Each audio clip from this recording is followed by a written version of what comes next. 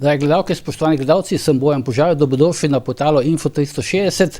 Z menoj sta Aljuš Petinač, Boštjan en Turk, gledate pa seveda današnjo uro resnice. Zdaj, dve osrednji temi sem jaz nekako pripravil za današnjo oddajo, ampak zdaj vmes se nakopičili toliko tem, da bomo šli kar po vrsti. Te dve tretji temi pa sta, kako bo KPK, če sploh bo vplivala na prihodnje volitve, ker zdaj se je veliko teh vodilnih politikov in pa tudi vodilnih gospodarstvenikov znašlo pred Komisijo za preprečevanje korupcije. In pa zakaj Urška Klakočar Zupančič proti kritikom uporablja policijo. Zdaj, zvedeli smo, da ne gre to samo za Romana Vodeba, ampak tudi Aljuša Petinača je obiskala policija oziroma na njo je naščuvala Urška Klakočar Zupančič. Tako da te stvari bomo danes temeljito obdelali. Boštjan, začeli bi pa tako, so informacije, da je cerkev na nek način prepovedala ali dala embargo na zbiranje podpisov za referendum proti evtanaziji. Ja, moram popraviti. Torej ne cerkev v celoti, ampak v bistvu škofovska konferenca ne dela nič, oziroma celo v novomeški škofiji, kjer je pač predsednik Slovenske škofovske konference in nekdanji tiskovni predstavnik škof Saje, tam je pa v bistvu kar, bi rekel, nek embargo na vse zadeve, kar lahko jaz potrdim tudi iz svojega primera, ker moja knjiga Jetniki svobode, ki ima Devico Marijo na naslovnici, sliko Franceta Kralja, je bila prepovedana, da bi bila predstavitev v Vinici, čeprav je to tedaj tam duhovnik želel in so ljudje, predvsem župljani, to želela, ker pač sem bil v 65 krajih po Sloveniji s to knjigo, in je pač, da je taka politika vodstva te škofije, zdaj glede na to, da v Sajetu bi rekel... Ja, pa kako pa se kaže potem ta, recimo ta... Ja, reče se, recimo, to, kar odloča in kar še vedno apelira, da ne to naredi. Škofovska konferenca naj to naredi. Zdaj ima še 24 ur časa od te oddaje naprej, da naj v nedeljo jasno pozovejo, oziroma apeliram na vse župnike, da pozovejo ljudi iz Prižnic, da gredo oddati podpise za referendum o tako imenovanem asistiranem umoru oziroma vodenem umoru ali evtanaziji, ker to je nujna zadeva, in ta zadeva najprej zadeva katoliško cerkev. Kajti Bog je lastnik in gospodar tako življenja, kot smrti, tako spočetja, kot bi rekel, zadnjih trenutkov človeka na zemlji.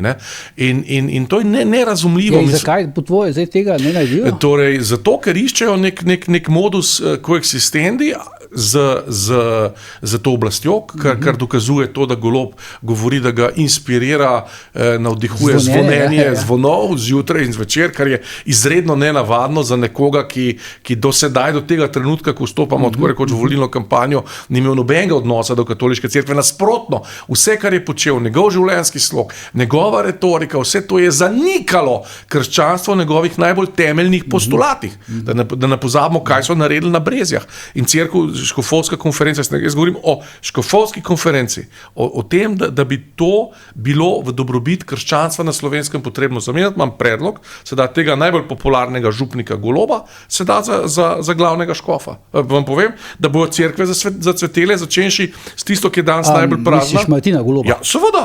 Ja, halo. Ja, pa, sej to je bil princip apostola vsega, da so v cerkvi šteli tisti, ki so nekaj za cerkev naredili. Pa potem poznam neskončno župnikov, ki si zaslužijo, da imajo vodilna mesta v cerkvi. Ljudje so v pričakovanju, da bo cerkev nekaj naredila. Ampak lahko tale embargo, oziroma pasivnost cerkve, škofovske konference povzroči to, da podpisi recimo da ne bo dovolj podpisov, zato pa še enkrat pozivam vse ljudi, ker ne gre samo za vprašanje cerkve, tle gre za temeljno vprašanje. Trend je ta, da bo čez eno generacijo, pa mogoče čez 10 do 15 let postalo ubijanje starejših, ki so breme, bi rekel, pokojninske blagajne, rutina. Da bo potrebno, recimo tako, kot smo se pogovarjali, podpisati, da ne želiš biti evtanaziran. V to smer gre. Tu moramo reagirati. Čeprav zdaj v skladu s temi najnovejšimi spremembami zakona o upravnem postopku se bodo ti podpisi očitno izgubljali v raznih nabiralnikih. Ja, ampak se pravim, mislim, zdaj časa je še nekaj dni, in apeliram na katoliško cerkev, apeliram na vse župnike, v nedeljo rečejo to primaši. Aljuš, veliko se dogaja zdaj s cerkvijo, kot vidiš, Ja, to je zanimivo. V smislu politike, ne? Zanimivo, ja. Jaz že sam dolg časa uporabljam. Ti si me da, če se povečujem, no? Ti si me da rekel, da argumentirajo to, da ne spodbujajo zbiranje podpisov s tem, da se ne mešajo v politiko. Ja, da se ne mešajo v politiko, ampak to ni nobena politika. To je stvar, kot sem rekel, ki izrazito zadeva, ki najprej zadeva katoliško cerkev. Ona je prvi naslovljenec tega. Kaj ti gre za vprašanje odzema življenja, za vprašanje asistiranega samomora, ne? To najprej zadeva cerkev. To je prvi subjekt, ki ga to zadeva. Potem pa zadeva to vse ljudi, ki si moramo tukaj, bi rekel, stopiti skupaj, da nas ne bojo. Zakaj potem cerkev govori, da je to politika? To je zelo zanimivo vprašanje. Ne? Jaz sam že dalj časa opozarjam, da se mi zdi, da je katoliška cerkev v Sloveniji pač preveč pasivna. Da svoje vloge kot zelo pomembnega dela civilne družbe ne uveljavlja na tak način, kot bi po mojem morala. Posebej na teh vprašanjah, ki so direktno v opreki z njenim naukom in ki zadevajo pač njeno cerkveno občestvo. Boštjan je omenil evtanazijo, imamo tu druge, imamo tu spol, če hočeš recimo pač umetno prekinitev nosečnosti in tako naprej. Ne? In se mi zdelo zanimivo, da je cerkev tako pasivna, nisem tega razumel. Ne? Zdaj smo pa prišli že v naslednjo fazo, o čemer je tudi Boštjan nakratko že govoril, to pa je, da imamo zdaj že neko obliko, dr. Žige Turk temu prav, kolaboracije z oblastjo, Robertine, in celo aktivno sodelovanje cerkve ali pa njenih pomembnih delov, da ne bom pretiraval v predvolilni kampanji permanentni Robertine. Ne? Ker te zgodbe z posvetitvijo kapelce pa nekih plišastih igračk in tako naprej, nam dajo kazati, da je zdaj cerkev iz te faze, ko je bila zgolj tiho, in je nemo opazovala, kaj se dogaja. Zdaj prvič po en stran poskuša, kot si rekel Boštjan, utišati te glasove, ki opozarjajo na to, kaj se dogaja, in da bi se cerkev mogla oglasiti. Po drugi strani pa aktivno pomaga graditi Robertini imidž nekih prosvetljenih vladarjev, ki sta kar naenkrat odkrila vero, pa cerkev, pa tako naprej. Zjutraj in zvečer jo inspirirajo zvonovi, vmes pa bela čavo, če zelo plastično povem. In to se mi zdi pa še bolj slabo. Se pravi, slabo je, da je cerkev tiho, ker kot sem rekel, pač pomemben del civilne družbe ne bi smela biti, po mojem mnenju pa nisem del občestva cerkve, da se razumemo. To pa, da so zdaj recimo iz kapelce pa iz cerkve na Brezjah naredili nek politični prostor, kjer zdaj prihaja do nekega političnega boja. Imeli smo Goloba in Tino, ki sta to zlorabila, imeli smo Pavla Ruparja, ki je potem to plišasto igračko z neko evropsko zastavo prekril, zdaj verjetno naslednji bo prišel, ne vem, ugibam, Vladimir Prebilič pa bo spet odkril tega psa. Skratka, iz cerkve so naredili političen prostor, v želji, da bi ugajali, jaz ne morem to drugače oceniti, aktualni oblasti. Zdaj, zakaj cerkev to počne? Kaj si od tega obeta? Ne vem, ampak tvegam pa oceno, da sistem dela medvedjo uslugo in si bo še bolj odtujila svoje vernike, kot pa si jih je mogoče do zdaj s tem, ko je zgolj molčala. Pa kako zdaj vidi, recimo v tem kontekstu gledate, recimo tole Golobovo famozno izjavo, da ga cerkveni zvonovi zjutraj polnijo z energijo. Hkrati pa na kongresu s tistimi poljubi je bil pa že na meji mehke erotike.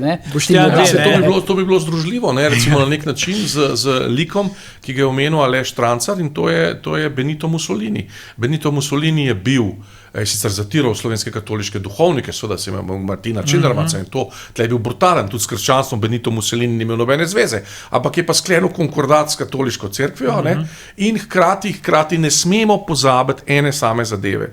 Italijanski fašizem je bil, bi rekel, je šel nekaznovan z odra zgodovine, nobenemu od teh velikih zločincev, Roata, Roboti, ki so morili po Sloveniji, se ni nič zgodilo zaradi tako imenovane amnestije Togliatti, se pravi šef italijanskih komunistov, veliki Palmiro Togliatti, je leta 1946 sprejel amnestijo, pod katero so padli vsi ti fašistični generali. In ko govorimo o nacionalni socializem in internacionalni socializem, komunizem in fašizem in nacizem, da je eno, smo tule noter. To je najbolj živ dokaz. In Golob Bela Ciao v italijanščini, poslušajte, v italijanščini. Ja, italijanščina je jezik Benita Mussolinija, meni je zelo žal, tudi Danteja, ampak je jezik Benita Mussolinija. Ne samo Mussolinija. No, hočem reči, hočem v teh kontekstih, v kontekstih partizanstva, fašizma in tega, ne, se tukaj vračamo v to. Ne. To je res nenavadno, no? Mislim, da bi nek če govorimo o Golobu, in zdaj bom še nekaj povedal, ne, Golob, njegov mentalni profil, ker ga jaz vidim, lahko se motim, ampak ker sem pač zboslovec, predlagam to, oziroma bom takole postavil, ali ni fantič Golob, Robert Golob, ko je odraščal v Jugoslaviji ob italijanski meji, ko je gledal Berlusconi, ko je gledal velike mačo figure, ko je videl tiste revije, kjer je velike mačo figure, med katere tudi sodi Mussolini, on je v bistvu za tok in tok Italijanov, ker niso pravili Nürnberga, ker niso pravili defašizacije, še vedno mačo figura, še je bil mačo figura. Hočem reči, a ni on usrkal podzavestno vase, aha, to je pa to, pa ko je imel Mussolini, je imel Klaro Petačik, bila lepa ženska, Berlusconi jih je imel, to so tele bonga donga, kaj zabave, vse to, ne, in to so vsak, hočem reči, ne, in to je pil z materinim mlekom tam v tisti bogi revni jugoslovanski gorici, gledal čez mejo, ne, in si je zaželel, in ta Tina se zdi meni neka inkarnacija teh, bi rekel, figurica, ne, zdaj pa, ko prijem na oblast, pa mama, ne, a ni Bela Čau nekako, kaj je Bela Čau? Bela Čau povezana z vsemi temi stvarmi. Jaz sem pač recimo pol Mariborča, pol sem Primorca, pa recimo zame mislim, da je nepredstavljivo, da bi nekdo v Mariboru imel nek kongres svoje stranke in bi tja prikorakal za neko nemško pesmijo, tudi če bi bila, ne vem, nemških ali pa avstrijskih partizanov. To je bilo nenavadno, no, zato se mi zdi, to, kar se je njemu zgodilo na Primorskem. On je toliko povezan s temi stvarmi, a ne s temi miti, ki jih je mačo miti, ki jih je pil kot mladostnik, ki jih je zdaj uresničil. Kajti Tina Gaber je ena od uresničitev tega, to, kar Berlusconi je celo življenje lahkoto delal, evo, jaz delam z lahkoto, evo, se poročim država gor dol, hočem reči. Če odgovorim na tvoje vprašanje, Bojan, kaj to pomeni ta njegova izjava. Ne? Ti se boš spomnil, jaz sem že komentiral, nažalost je papež Frančišek mogel umreti, da smo mi izvedeli, da je bil velik vzornik Roberta Goloba. Ne? Se pravi, po smrti je on povedal, da je on njegov vzornik, zdaj kar naenkrat ga inspirira pač zvonjenje cerkvenih zvonov, udeležuje se posvetitev kapelic, neke plišaste igračke tam donira v posvetitev, hkrati pa z italijansko partizansko pesmijo koraka na kongres gibanja Svoboda.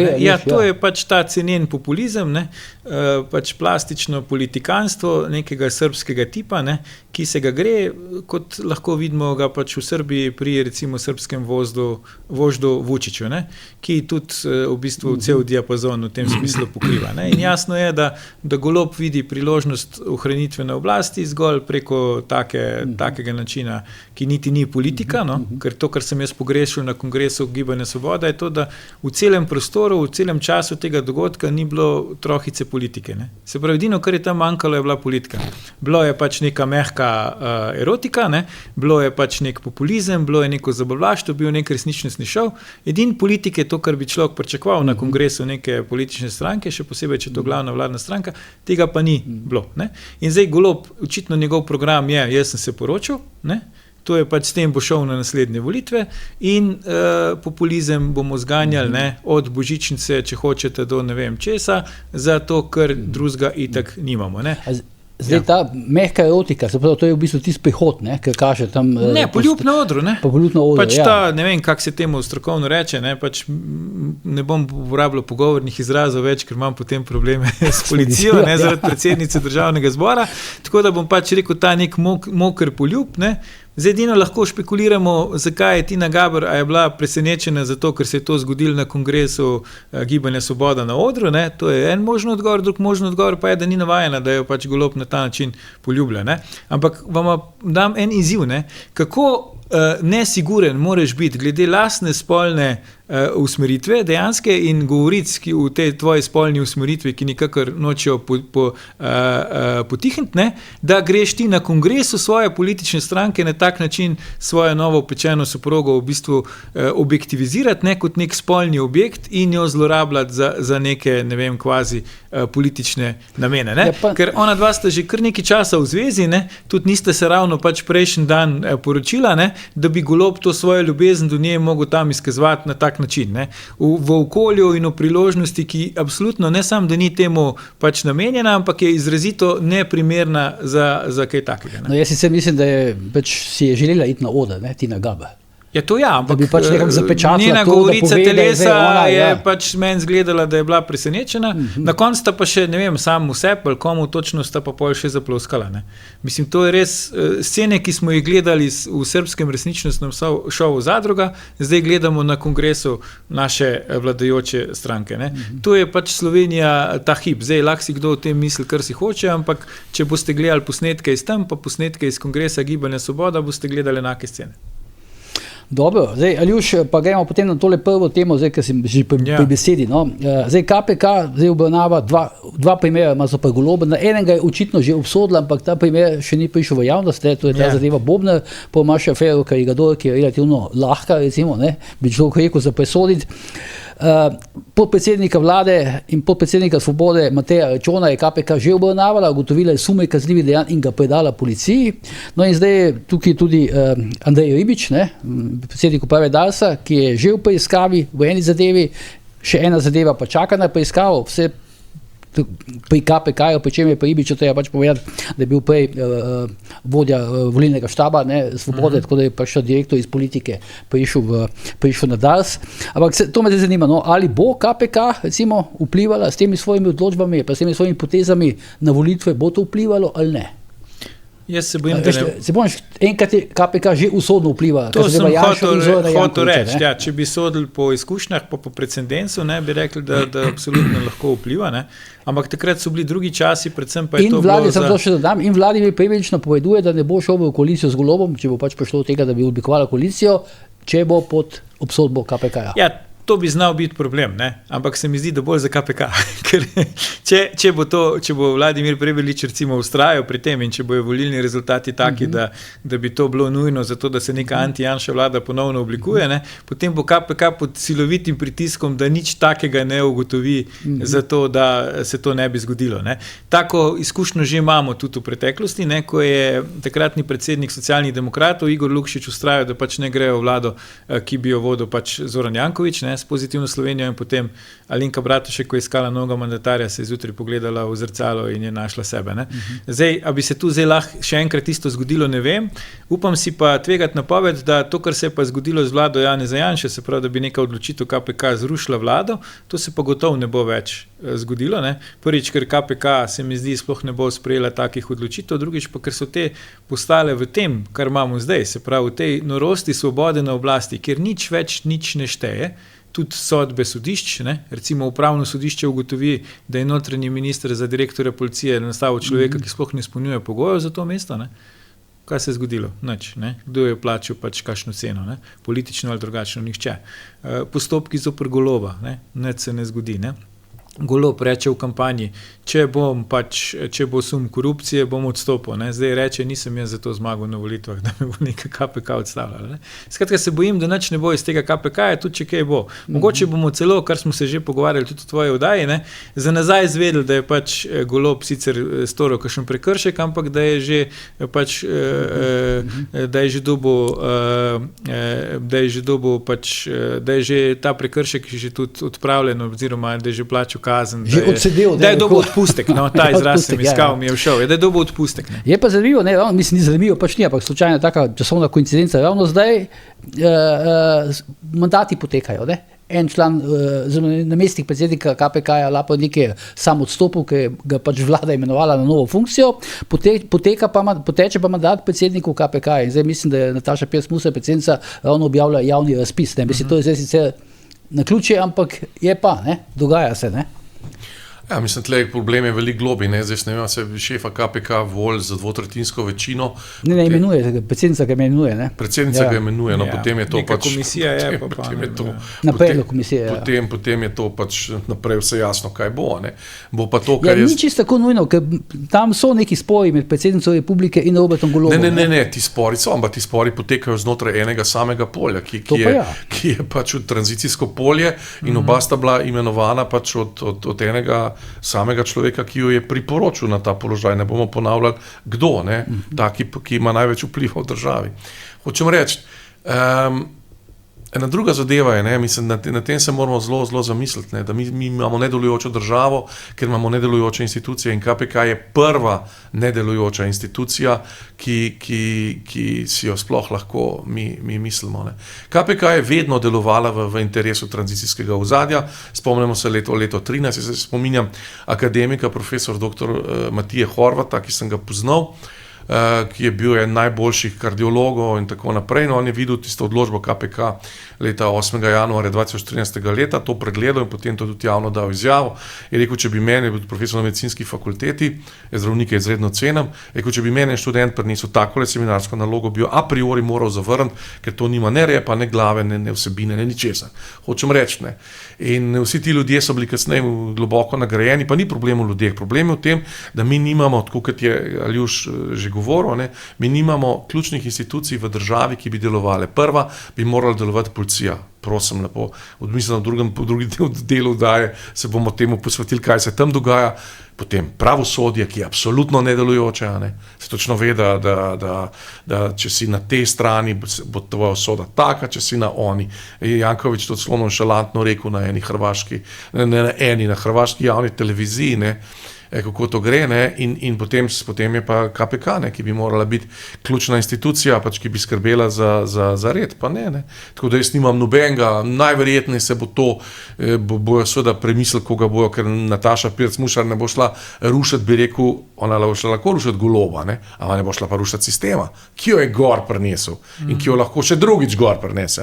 Kajti kogarkoli, ki bi šel kandidirati, ki bi recimo ogrožal kogarkoli, zakaj je Janša moral preko KPK jeti? Zato, ker je pač ogrožal interese te nomenklature in je pač čisto logično. Zdaj, če bo nekdo ogrožal interese Nataše Pirc Musar v drugem mandatu, ga bojo pa pač procesirali s KPK. Recimo, če bo to Pahor, ga bojo procesirali, se bom jaz, ga bojo procesirali, če boš ti, te bojo procesirali s KPK bojo začela. Zato, ker pač to je to, to je pač zloraba institucij v sistemu, ki postaja vedno bolj totalitaren, žal pa se imenuje Republika Slovenija. Zakaj pa Prebilič potem zdaj toliko forsira to tezo, da ne bo mogel iti v koalicijo z Golobom, če bo Golob pač obremenjen za neko odločbo KPK-ja? Ja, to se mi zdi, da je podobno kot na drugi strani pri Janši, se pravi, ta je zdaj ta neka logika, vsi govorijo, da ne bojo šli z Janšo, zato da pač ne bi ljudje glasovali raj za Janšo. In tudi mislim, da Prebilič se zdaj bori za to mesto tega, ki bo potegnil ta anti-Janša voz, in zdaj nekako je verjetno pričakoval v štartu, da ko so ga strici prepričali, vemo, da on je kar nekaj časa se odločil, bi ali ne bi in tako naprej, pa so ga na neki točki prepričali, je verjetno razumel, da to pomeni, da ko je dobil to licenco, mislim, da v nekih licencah govoril, ko je dobil licenco, je verjetno mislil, da bo Golobo licenca potekla. Zdaj vidimo, da Golobova licenca ni potekla, zdaj so jo podaljšali po veljavnost, ne vemo pa dokdaj, ampak zaenkrat je še veljavna in zdaj se mora boriti za to, kdo bo zdaj ta glavni anti-Janša konkurent na teh volitvah in on na ta način pravi, jaz z Golobom ne bom šel, se pravi, če glasujete za mene, ste varni, pač ker ne bom šel z Golobom, pa ne bom šel z Janšo, pa na koncu ne bo šel z nobenim. To se mi zdi, da je ta neka logika, kot jo ima tudi, novopečena predsednica izven parlamentarne stranke SLS, če hočeš, ki je tudi v studiu komercialne televizije razlagala. Pomirite se, glas za SLS ni stran vržen glas, ker mi pač ne bomo šli z Golobom v vlado, ampak bomo šli z Janšo. Ampak seveda tu je nek asterix, lahko je to stran vržen glas, ker nihče ne zagotavlja, da bo SLS prišla v parlament. Se pravi, stranke, ki nimajo pač nobenega zagotovila, ne morejo dati za to, da bojo prestopile parlamentarni prag, težko govorijo o tem, kaj je zdaj nevarnost, kaj ni. In tudi stranke, ki ne morejo dati nobenega zagotovila, da bojo vsaj blizu relativni zmagi na volitvah, spet po moje enakovredno, težko daje neka zagotovila, zdaj s kom bojo šle, pa s kom ne bojo šle.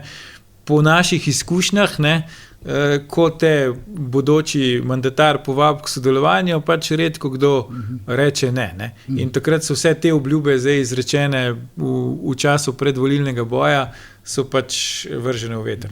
Je pa zanimivo, da je Golob v bistvu na nek način prvi predsednik vlade, ki si upa že vnaprej reči, da ne bo spoštoval odločitev, oziroma odločbe KPK-ja.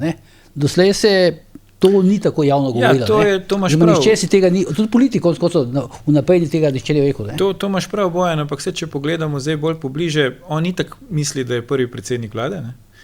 da drugi do zdaj niso bili. Da sploh niso bili. Tudi oženil se je z najbolj primerno prvo damo, kot je rekel njun Matičar Janković, ki pač je mogla počakati na pravga, ker je bila rojena za prvo damo. Bil je prvi, ki si je umislil svojo zasebno policijo, ki ga pač varuje izven obstoječega sistema. Bil je prvi, ki so mu ukradli identiteto.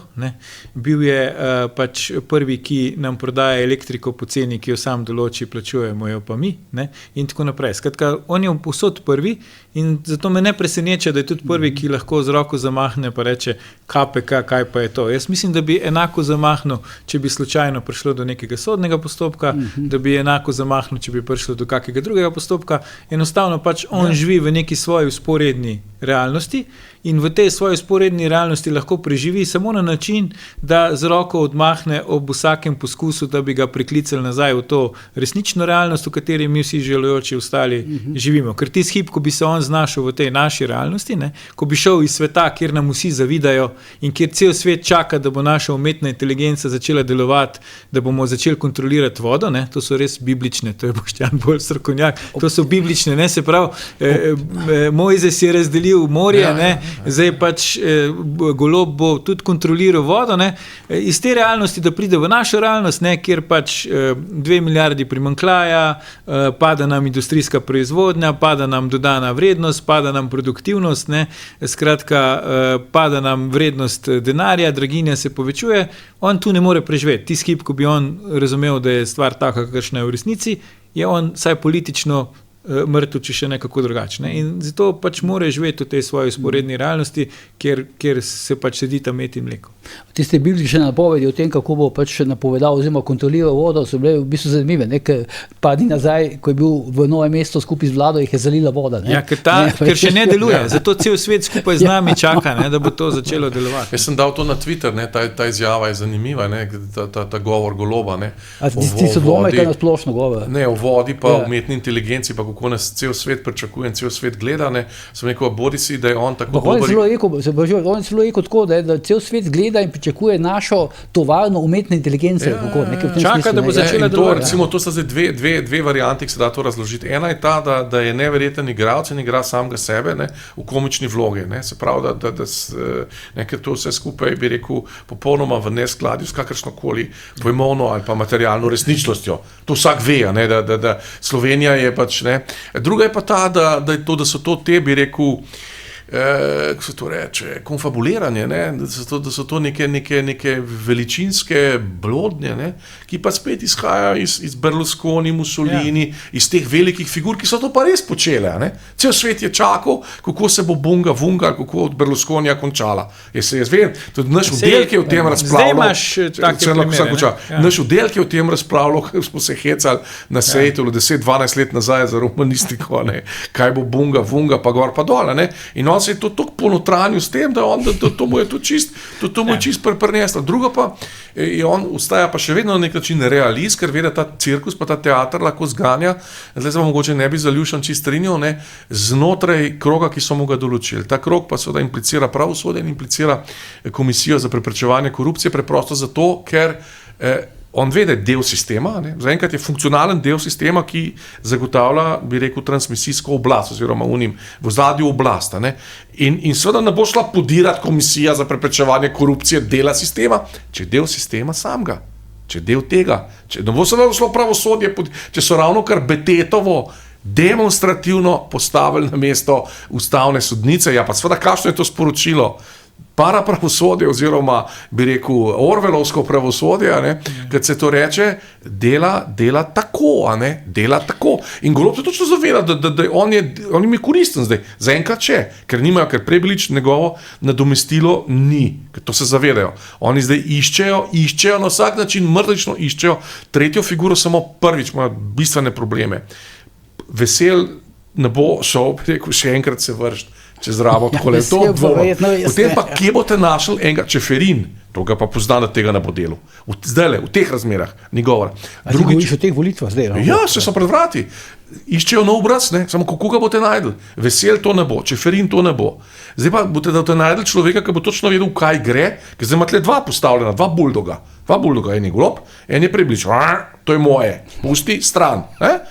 Tretji fantič, ki bo stopil med ta dva, ker golob se ne bo dal odgnati kot krava s pašnika, tako dobrega, da bi rekel, zdaj pa ti stran. On ni Cerar, ker smo rekli, v redu, ne. Prebilič se je pa ogrel, se ima licenco, se je Aljuš rekel, da ima licenco, da je tu bo licenco, če imaš licenco, ne, in hočem reči, oni imajo, drugo pa vetra ni, ne, recimo takrat, ki je bil Cerar, ki je prišel, je bil veter, so Janša obsodili, ki je prišel golob, je bil veter, bila svoboda, zdaj pa ni nobenega vetra, kaj ga boš postavil? Kot covida ni, ne? Ja ne, kot kaj ga boš promoviral nekoga, ne, se pravi, zdaj oni imajo neslutne težave, golob to dobro ve. Pa si misli, pejte vi KPK. Malo se je naučil politike, ne? Ja, ampak KPK si pravi, tako del sistema, kot sem jaz, kaj boste vi mene zafrkavali. Zdaj nas bojo obtožili, kot so že marsikoga, da navijamo za Goloba, ne? Ampak Golob, v bistvu, on je rojen populist, ne? In pač to je ta butalska logika, ker je zdrav razum odpove, ne? In se mi zdi, da on gleda tudi aktualne zglede, ne? Recimo, če vzamemo ameriškega predsednika Trumpa, seveda Golob pozablja, da pač Trump je predsednik najmočnejše države na svetu, Golob je pa pač to, kar je, ne? Ampak tudi Trump, recimo v govoru OZN, ne, je rekel kaj? Ustavil sem 7 vojn, ne? 6 jih ni bilo, 1 še poteka, ne?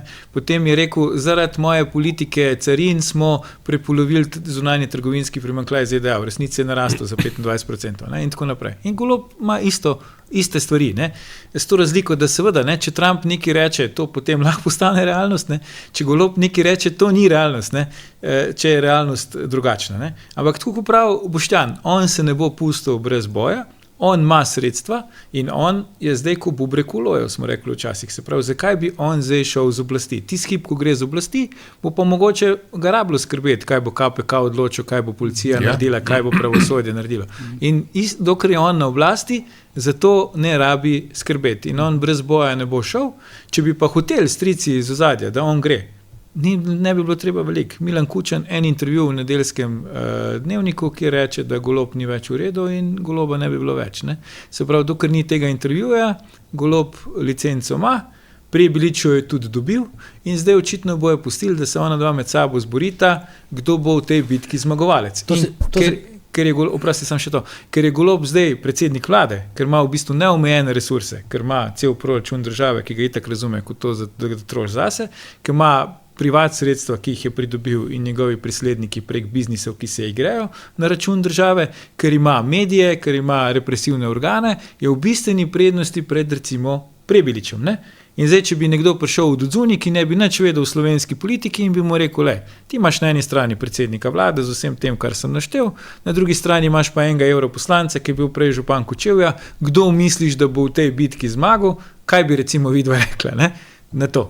In tu je prednost Goloba in zaradi tega Golob v štartu ve, da ima prednost in pač to prednost brezobzirno izkorišča. Zakaj pa ne bi v končni fazi? Se spod tistega intervjuja v Nedeljcu, kaj bo ali ne bo, ali kaj po tvoje? Jaz mislim, da če ne bo relativno hitro, bo tudi če bo prišel prepozno, ne? Ker ne smemo pozabiti, kaj se je zgodilo, recimo, ko je Miro Cerar vrgel puško v koruzo, ne, ko je bil zafrustriran zaradi Vilija Kovačiča in zaradi ponovitve referenduma in je rekel, jaz se ne grem več in je odstopil, ne?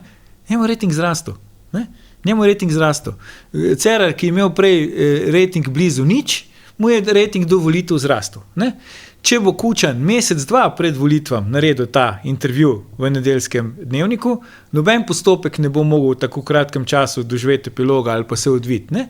In mogoče bo celo Golob lahko to izkoristil in bo rekel, lejte, zdaj ste dobili potrditev, da jaz nikoli nisem bil od stricev, ne? Celo strici so me zdaj pač pustili na cedilo in pač slovenskem volilnem telesu, ki ni glih zelo politično pismeno, mu tegne to celo koristiti. Če bi pa Kučan to zdaj naredil, recimo pol leta pred volitvami, ne? Potem pa je dovolj časa, da mi ugotovimo, zakaj recimo Golob ni več dober za predsednika. Se spomniš, Aljuš, pa Boštjan, no, mesec, 2 je tekla debata o Senadu Jušiću, ali bi mogel odstopiti, Potem je šel Kučan, mislim, da nadajo politično, Tanji Gobec in je rekel, da Senad Jušić mora odstopiti. Mislim, naslednji dan je odstopil. Kako je Milošević zvedel, da je izgubil volitve, ne? Koštunica je mogel iti k njemu, pa mu je povedal in je šel Milošič na televizijo pa rekel, obvestili so me, da sem zgubil volitve, ker do zdaj je živel v prepričanju, da je pač volitve zmagal. In tle isto, se pravi, mi gledamo to nek teater absurda, bi jaz rekel, v stilu UNESCO, sam nam se to dogaja v realnosti, ne? Se pravi, mi ne gledamo to v gledališču, pa gremo domov, pa razmišljamo o tem, kaj smo videli, ampak mi to živimo.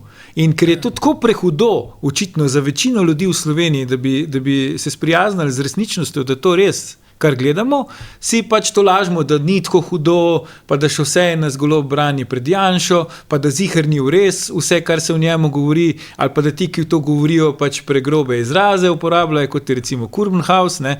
To se mi zaganjamo, namesto da bi se zaganjali v kruto realnost. To pa je, da imamo na oblasti absolutnega, popolnega političnega diletanta, populista, karierista, ne, in koristoljubca, ki to oblast vidi samo kot sredstvo za lasten blagor in nič drugega. Jaz sem, ko me takrat Tamara Vonta zasliševala v parlamentu, ki me spraševala o tem, da sem mu pač pisal neke članke, ki niso bili točni in tako dalje, o Golobu, takrat sem jaz videl, da Tamara Vonta še danes verjame, da so Golobu res ukradli v Romuniji identiteto. To je neverjetno, ne bi smisel, da odrasla ženska poslanka, političarka, to še vedno verjame.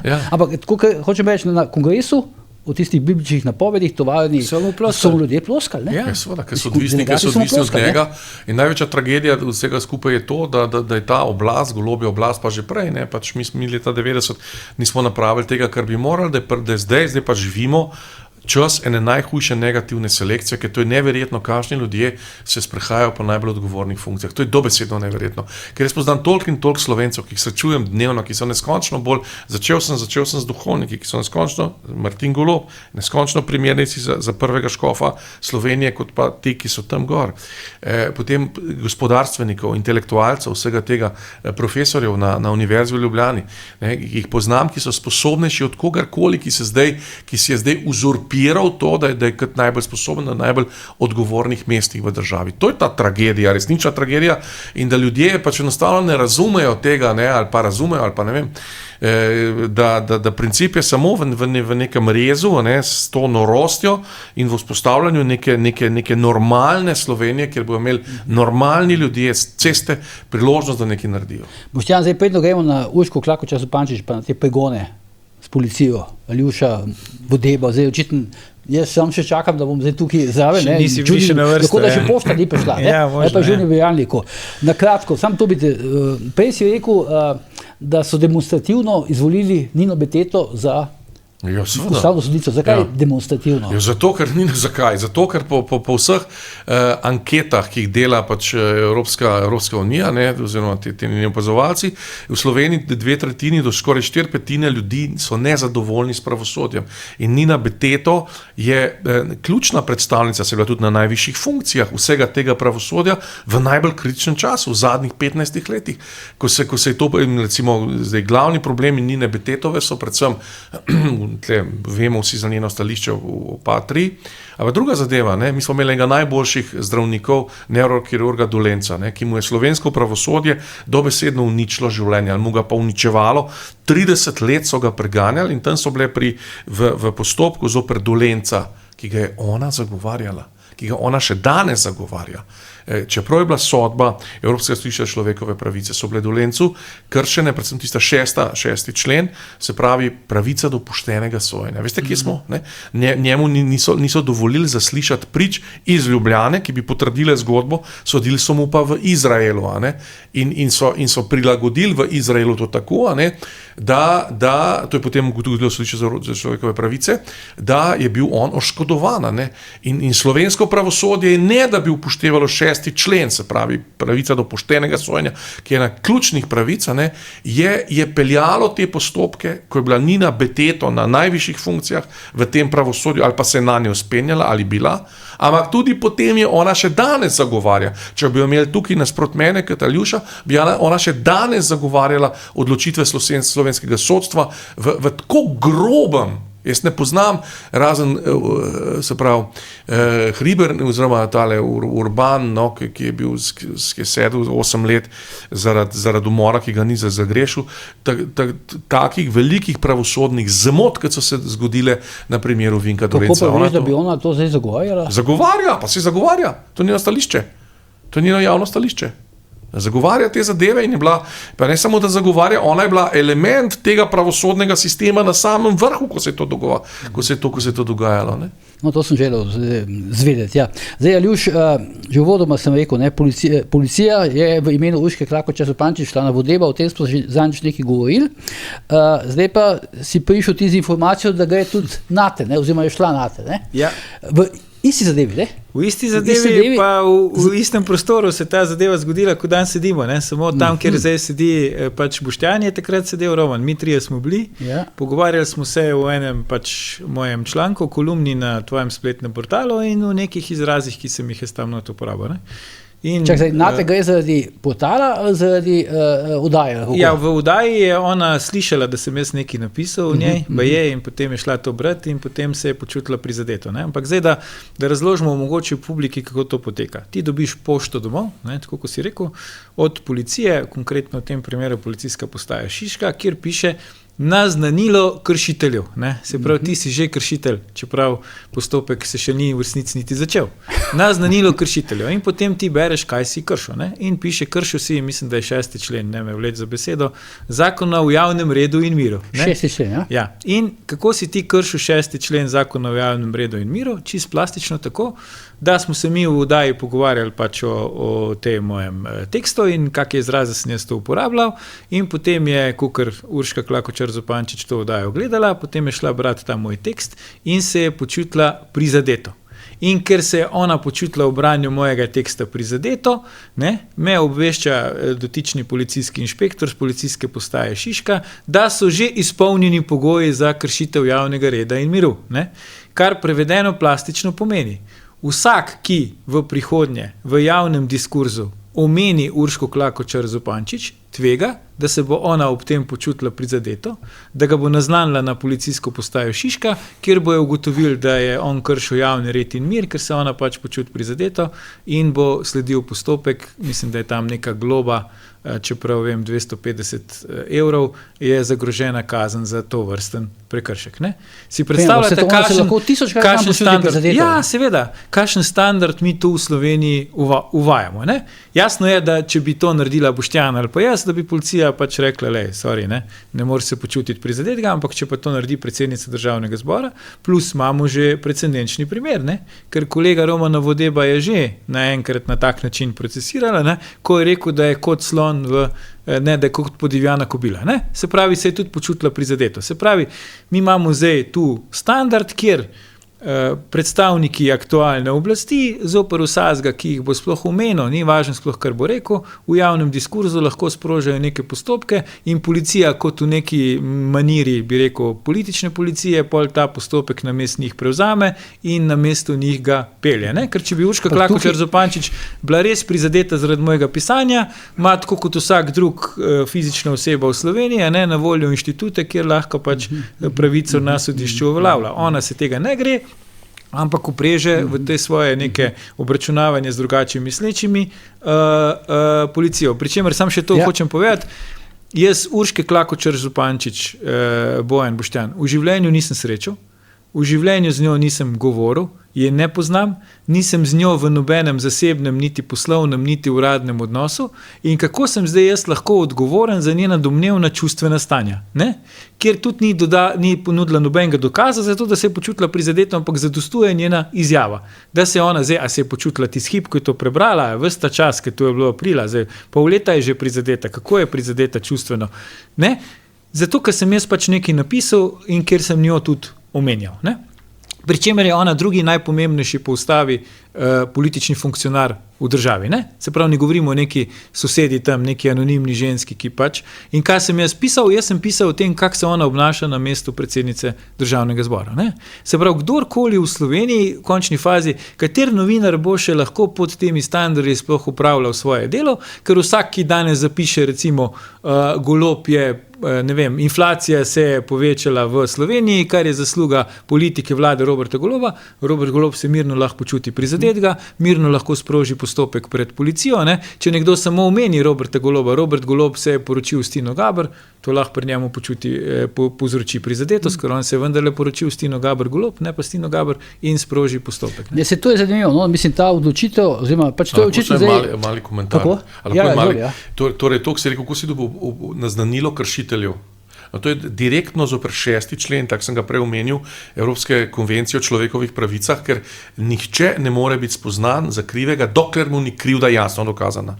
Tle je obrnjeno dokazno breme. To je absolutno zoper 6. člen Evropske konvencije o človekovih pravicah. Ne gre za lapsus policije, da so recimo domnevnemu kršitelju. Jaz mislim, da oni to 6. člena tako delajo. To je kršitev 6. člena. Jaz mislim, da sicer ne poznam tega policijskega inšpektorja in pa mogoče mu delam krivico, pa se mu že vnaprej opravičujem. Da je isti inšpektor. Mogoče mu delam krivico, pa se mu že vnaprej opravičujem, če tako. Ampak jaz mislim, da on tako razume svet. Se pravi, če je Urška Klakočar Zupančič, je se počuti prizadeto, ko pač prebere nekaj, kar jaz napišem, je to že avtomatsko kršitev, za katero sem jaz odgovoren, ker sem pri njej povzročil prizadetost. Ne? Potem ga razume v nasprotju z konvencijami o človekovih pravicah. Če recimo tebe policija ustavi, ne, pa ti da pihati alkohol in tam ti napihaš, te še nekako upravičeno imenuje kršitelja. Tukaj je pa že dovolj to, da se Klakočarjeva počuti prizadeto. Ampak ona po mojem naznanilo kršitelja. Tle je razlika, če ti narediš prometni prekršek, si ga naredil. Je to čisto jasno, če tam, ki je 50, voziš 100, si naredil prometni prekršek, je jasno. O tem govorim. Ko v postopku pa treba najprej njega zaslišati, mu ugotoviti krivdo in ga potem razglasiti za kršitelja. To je to. Ne moreš pa ti človeku kar napisati, da je kršitelj, ker se neka ženska, oprostite, spoštovana gospa Urška, počuti kaj slabo, prizadeto. Prizadeto pa še en drug izraz se uporablja. Prizadeta in ponižena. Ja, tako je. Prizadeta in ponižena. Ampak zakaj se ona po vajnem mnenju recimo ne odloča za zasebne tožbe, zakaj zdaj čuva policijo? Ker bi to zgubila. Saj ti sam veš, ko si bil v postopku, ki ga je sprožil tast, zdaj spet aktualne prve dame ZDA, kjer mu je sodnik, mislim, da je bil Radonič na slovenskem sodišču razložil, oziroma njegovi pravni pooblaščenki, ki je slučajno zdaj, to je ta teater absurda Ioneska, predsednica Republike Slovenije, razložil, da pač to, da njim ni všeč, kar ti pišeš, ne more biti razlog za kazenski pregon. In ker je slovensko sodišče sicer ad calendas graecas, kot bi rekel Boštjan, se pravi po 25 letih samostojnosti končno ugotovilo, da te ne morejo kazensko preganjati zaradi tega, kar ti misliš, zaradi mnenja, so naredili ta inštitut, da je to pa zdaj kršitev javnega reda in miru, če ti nekaj rečeš o nekem oblastniku, kar njemu ni všeč. Se pravi, tisto ni šlo več skozi, tam je padalo serijsko na Evropskem sodišču, in so naše sodišče začela to delati. Ker je čisti popoln absurd, kršitev javnega reda in miru, to ima toliko zveze s tem, kar si ti naredil kot novinar, kot pač upravičen do tega in celo javni interes je, da ti to narediš. Ima toliko zveze, ker če bi se v Kopru vozil na mest 50-60, pa bi ti dal kazen kopanje v marini oziroma na nepravilnem mestu. Kopanje. To ni nobena kršitev javnega reda in miru. Ne vem, sta vidva upazila kakšen nemir v javnem redu in miru. Ne, to nima, veš kaj je kršitev javnega reda? Kršitev javnega reda, to so buditelji naroda, narodni buditelji, ki grejo v 5-4 zjutraj pijani domov in se derajo po cestu. To je kršitev javnega reda in miru. Sam to mi je neverjetno, zlasti potem, ko sem poslušal zadnjič, tukaj je sedel Miran Videtič, ki je razlagal, da pač razpolaga z nekimi informacijami, ni še povedal sicer konkretno, kaj pa kdo pa kako, da naj bi na policiji bili neki posamezniki, policisti, kriminalisti, ki bi bili zadolženi za to, da varujejo čast in dobre imena posameznih politikov, v tem primeru konkretno Svobode. Zdaj tukaj se pojavlja en isti policist, tebi je poslal isti policist pismo, kot je poslal v Debu, zdaj lahko, da je to naključje, lahko pa tudi, da ne, ampak hočem reči, zgodba je bistveno bolj resna, kot morda zgleda na prvi pogled. Pa jaz mislim, da je to, ko smo rekli včasih po PS-u, se pravi, oni to avtomatsko tako reagirajo. Že veliko let pred Svobodo, recimo, jaz sem bil leto pa pol slučajno na eni funkciji, se pravi državnega sekretarja, in takrat sem imel 3 kazenske ovadbe. In ena je bila sploh brezvezna. Tam so mi učitelj, da sem nekaj naredil, takrat, ko še sploh v službi nisem bil na ministrstvu. Ampak vseeno me je policijska uprava Ljubljana na podlagi te anonimne kazenske ovadbe povabila na razgovor, kjer so mi prebrali anonimno kazensko ovadbo in so rekli, kako se jaz zdaj izjasnjujem glede na te očitke. In sem rekel preprosto, jaz takrat nisem bil tu še v službi. In so oni rekli, v redu, pa če niste bili v službi, pa niste mogli tega narediti. In pa sem jaz rekel, vseeno me informativno zanima, če vi vtipkate v Google moje ime pa priimek, je prvi zadetek, takrat je bil moj uradni življenjepis na strani od ministrstva, kjer je pisal, kdaj sem se jaz tam zaposlil. Človek bi od policije pričakoval, da se ne rabi na Google zanašati, ampak bi se s kakim drugim metodom lahko ugotovila, a sem jaz sploh bil v položaju storiti očitano mi kaznivo dejanje z anonimne kazenske ovadbe ali ne. In veste, kakšen govor sem dobil od policijske uprave Ljubljana oziroma dotičnega inšpektorja? Ja, veste, oblast se lahko tudi zamenja, pa da ne bi nam kdo pol očitil, da mi nismo vsega storili, mi zdaj lahko pokažemo, da smo vas poklicali na zagovor in da ste vi pojasnili, da takrat niste bili še tam v službi. To je tako, da si kršitelj, to je čisti absurd. 10 let nazaj že. In zdaj seveda pod to festivalom norosti svobode na oblasti, pa to sam še bolj noro. Pa si za sodnike isto. Se točno ve, da nekateri sodniki so pripravljeni soditi v tem, da se kršijo, recimo jaz to vem za primer Taufer pa Pirjeveca. Točno vem, da so sodnica, ki me je obsodila na prvi stopnji, je ista, se pravi v primeru Taufer je ista, ki je pač obsodila tudi Janšo in pač, to so pač... V Patej izdevi, Patej? Ne, v nekih drugih zadevah, se to vse na internetu, jaz sem to že z interneta, tipkaš pa vidiš.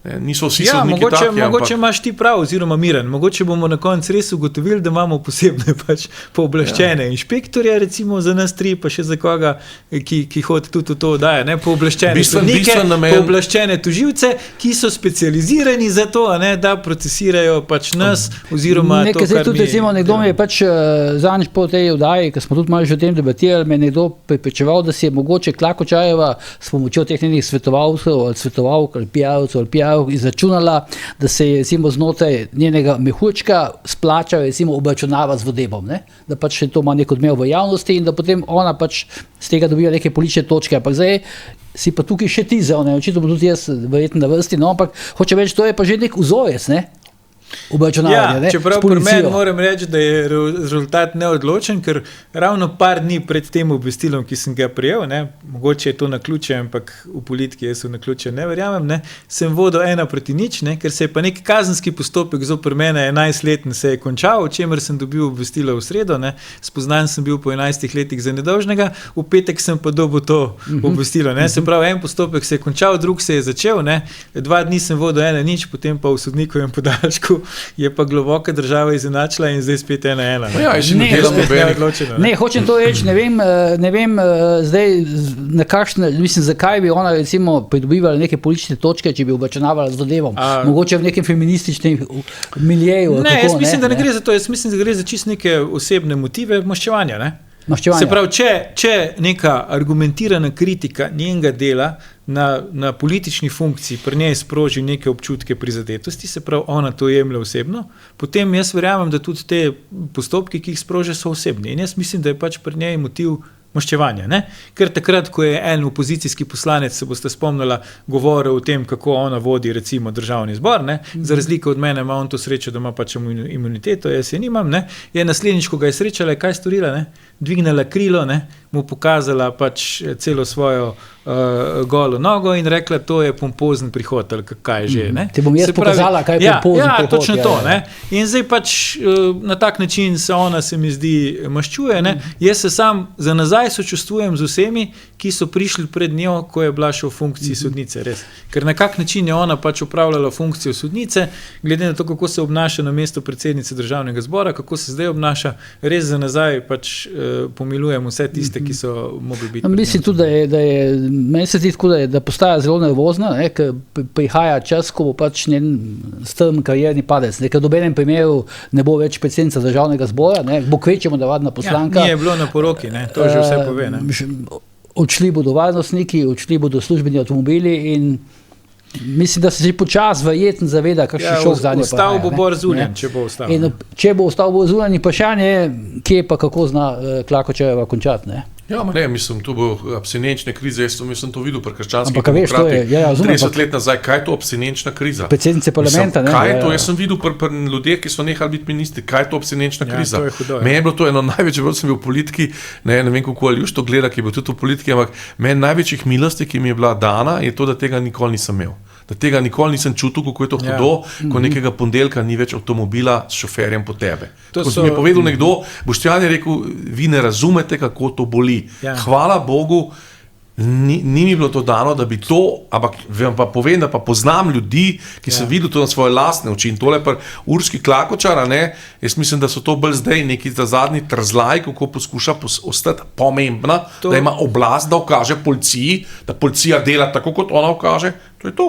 To je hudo, ne? Po drugi strani pa tudi res, da so... Ti si sem še to stvar, prej dodajal si rekel, ne, ker smo se pogovarjali, prej smo šli v studio, ne, da smo v času Marjana Šarca mislili, ne. Ja, to je pa grozno, to je pa najbolj grozljiva stvar. Da smo že na dnu, ne. To je pa res, se pravi, v letih pred korono, v letih 2019, 2018 in to, ki je bil Šarec, smo se pogovarjali, so bile volitve, smo videli, da smo na dnu, to je grozno, Šarec, gor dol, neki so hrvaški duhovniki, nekje v Hunu, pa je bil vohunček Muri noter udeležen, pa je Pop TV, kam smo padli, torej predstavljati si nismo mogli, kaj bo po koroni. To je pa največja tragedija vsega tega. In tudi ustavno sodišče, ne, da zdaj postaja popolnoma homogeno. Takrat je bilo še nekako, se še vedelo, da je v državi nekaj, zato grem nazaj na Betetovo. Ona je simbol vsega tega, kar je slabo in je zdaj bila nagrajena demonstrativno. Poglejte, mi nagrajujemo te, ki pripeljajo pravosodje dostopne, da tako 4/5 ljudi ne mara, se boji in s tem spremembo zakona o pravnem postopku, ki nas je ravno kar doletela, ki je poročal samo, mislim, da Info 360 o tem, ne, se bo pa to še zato jaz pravim ljudem, če smem samo še en stavek reči, ne. Ja, Izvoli, ja. Ne, hočem reči, treba se upreti, treba se organizirati. Prva priložnost je, da grejo, se pravi, najprej na upravno enoto dati podpis zoper referendum o ubijanju oziroma o eutanaziji. To je simbolično dejanje upora zoper ves ta nesmisel. To možnost imamo vsi. Đorđević, predsednik Vrhovnega sodišča, ki je očitno malo zdaj užaljen, ker mu poteče mandat, oziroma poteče mandat pač, ko 31.12. zaradi svojih dopolnjenih let ne more biti več predsednik, izrazil interes, da bi bil ustavni sodnik, pa očitno zdaj ni bil v tej igri, je prišla njegova bivša žena Nina Beteto, se je pa odločil, da bo drugače naredil, ne, protestno ne ima Falcon, pa se vozi po Evropi, ne, mislim, da za 78 kot sem rekel, ne, kaj ti ljudje znajo, recimo, kaj zna Nataša Pirc-Musar, najbolje, v čemer je res edinstveno in česar ne zna nihče na Evropski uniji, ne, to je živeti na veliki nogi, na račun davkoplačevalcev. Kot politik, ne? Politik, seveda, ne, na račun davkoplačevalcev. Tega ne zna nihče. Ampak to je edina stvar, ki jo zna. Nočejo si tega privoščijo, veš, ne, mislim, davkoplačevalci se na volitvah kaznujejo, pa nas pa tega še ne. To si upa znati, osnovni postulat enakosti pred zakonom, ne, in načela pravičnosti je videz nepristranskosti, ne. In zdaj, ti si nek sodnik, zdaj potuješ v Haag, ne na drugo stran zemeljske oble, ne, celo mislim, da z Brnika imaš zvezo za Amsterdam, ampak 1 uro vožnje okrog Ljubljane pa sigurno imaš letališča, ki imajo neposredno zvezo z Nizozemsko in ti dovoliš, da oni so na nek način neko kvazi redno linijo zdaj tam uvedli, ker so večkrat celo leteli sem pa tja, ker je bilo preveč potnikov, ne, se pravi, da ti greš z vladnim letalom in zdaj jutri se bo kdorkoli od aktualne oblasti pojavil pred temi istimi sodniki, kdo na tem svetu bo verjel, da oni zdaj neodvisno in nepristransko v njih odločajo. Če so jih vozili z vladnim letalom. Pri čemer, Aljuš, tu je šlo tako absolutno daleč, ker jih je bilo preveč, da bi se nabasali na enkrat v letalo. So se večkrat pelali. Dejansko so, redno linijo so v bistvu. Redna linija je negativna selekcija. Negativna selekcija v vseh smislih, kršenje vseh norm, vsega uničevanje države, vsem na očeh. Dobro, jaz predlagam, tukaj zdaj končamo, ura je že takšna, kot je. Znova se vidimo seveda v prihodnji torek, ko prihaja nova ura resnice, do takrat pa seveda, kjer je Bojan, je tudi požar.